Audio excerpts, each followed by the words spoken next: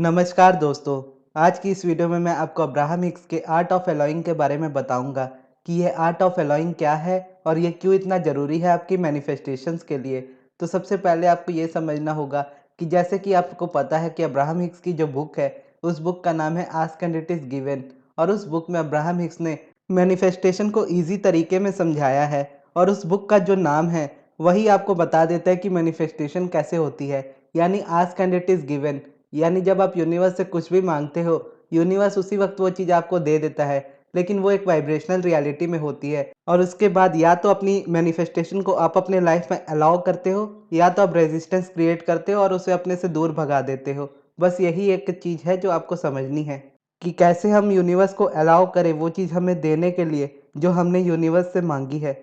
ये मैं आपको एक एग्जांपल से समझाता हूँ। मान लीजिए आप कोई बुक ऑर्डर करते हो अमेज़न से, और उसे ऑर्डर करने के लिए आप अपना एड्रेस भी देते हो और पेमेंट भी कर देते हो। उसके बाद आपकी बुक 3 से 4 दिन में आपके पास आ जाती है और आपका डिलीवरी बॉय आके आपको कॉल करता है कि आपका पार्सल आया है, आप मुझसे आकर रिसीव कर लीजिए। तो आप उनके पास जाते हो और अपना पार्सल रिसीव कर लेते हो।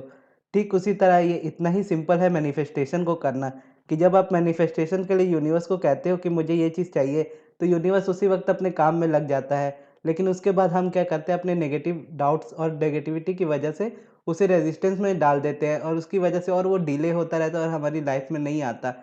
जैसे अमेज़न में हम कुछ ऑर्डर करते हैं तो हमारे पास ट्रैकिंग आईडी उसकी होती है कि कब हमारा प्रोडक्ट कहाँ पर पहुँचा है, कब हमारे पास आएगा, वो सब चीज़ें हम उसमें देख सकते हैं करंट रियलिटी में। लेकिन जब हम मैनिफेस्ट कर रहे होते हैं तो मैनिफेस्टेशन में हम करंट रियलिटी में नहीं देख पा रहे होते, क्योंकि हमारी रियलिटी वही होती है जो हमारे थॉट्स चल रहे होते हैं।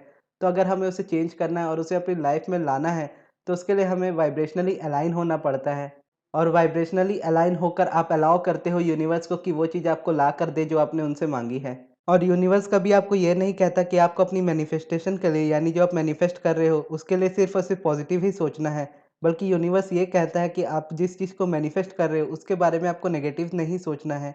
यानी अगर आपकी कोई फीलिंग्स है किसी चीज़ को लेकर, वो चीज़ अगर आप उसमें पॉजिटिव नहीं ढूंढ सकते, तो कोई बात नहीं, आप उसे लेट गो कर सकते हो। जैसे उसे आप लेट गो कर दोगे तो आप उसके बारे में नेगेटिव भी नहीं सोचोगे, ना ही पॉजिटिव सोचोगे।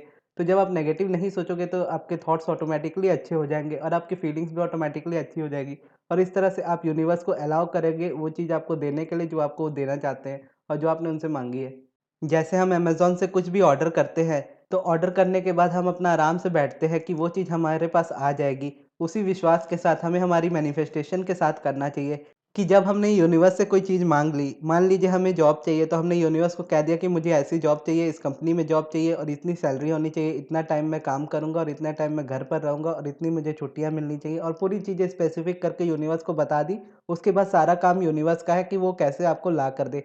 आपको बस इतना करना है कि आप अपने आप को वाइब्रेशनली अलाइन करें अपने थॉट्स के साथ, और उसके लिए बस 2 तरीके हैं।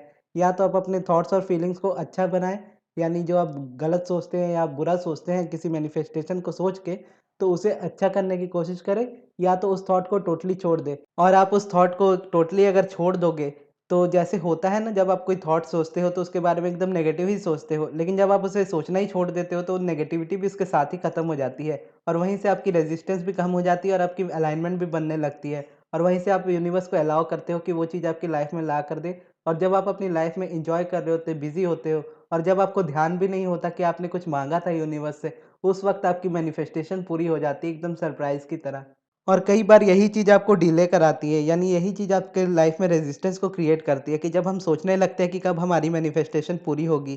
क्योंकि हमारी मैनिफेस्टेशन में हम जितना टाइम सोचते हैं कि कब तक पूरी होगी, कब तक पूरी होगी, वो थोड़ी थोड़ी और डिले होती जाती है। लेकिन जब हम सोच लेते हैं कि हाँ, हमने ये चीज़ ऑर्डर कर दी है यूनिवर्स से, अब यूनिवर्स वो चीज़ ला के देगा और वो यूनिवर्स का काम है। मेरा बस काम है कि मुझे खुश रहना है और खुद को वाइब्रेशनली अलाइन रखना है, और वाइब्रेशनली अलाइन रखने से ही मैं उन चीज़ों को अलाउ कर पाऊँगा अपनी लाइफ में जो मैंने यूनिवर्स से माँगी है। और जब आप इस भरोसे के साथ मैनिफेस्ट करना चाहोगे, तो जो आपको मैनिफेस्टेशन करने पर खुशी मिलेगी, वो खुशी आपको पहले ही महसूस होने लगेगी, और उस खुशी महसूस होने के बाद आपकी मैनिफेस्टेशन भी ईज़िली पूरी हो जाएगी। तो ये थी दोस्तों हमारी आज की वीडियो। आपको ये वीडियो कैसी लगी कमेंट बॉक्स में ज़रूर बताइएगा। अगर आपके कोई सवाल हो तो वो भी आप मुझसे कमेंट बॉक्स में ज़रूर पूछ सकते हैं, और इस वीडियो को यहाँ तक देखने के लिए बहुत-बहुत धन्यवाद।